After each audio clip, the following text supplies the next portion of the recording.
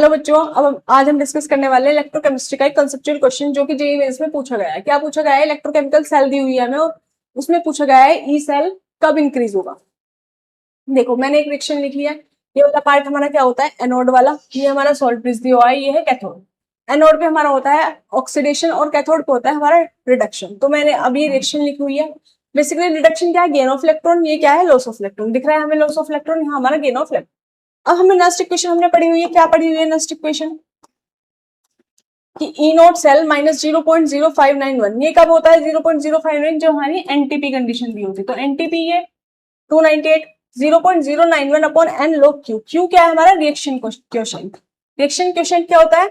जिसमें हम ऊपर प्रोडक्ट अपॉन रिएक्टेंट की कंसेंट्रेशन। तो क्या करेंगे? E not cell minus 0.0591 upon N log. Product में क्या आयंस है?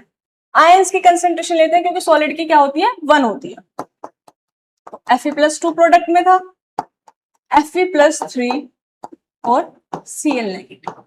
अब हमसे उसने ई सेल पूछा है। ई सेल कब इंक्रीज होगा? जब हमारा ये Q क्या हो? कम हो, क्योंकि जितना कम घटेगा उतनी ही ई सेल ज्यादा होगी।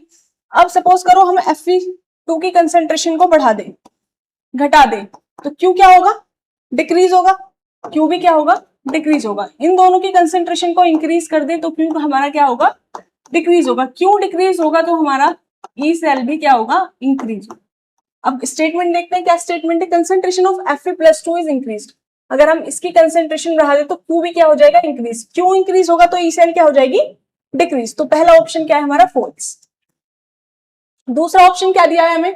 Concentration of Fe+3 is decreased. अगर हम इसकी कंसेंट्रेशन को डिक्रीज कर दे तो ये क्या हो जाएगा? इंक्रीज। अब ये तो हमें डिक्रीज चाहिए, तो ये भी क्या है हमारा? फॉल्स।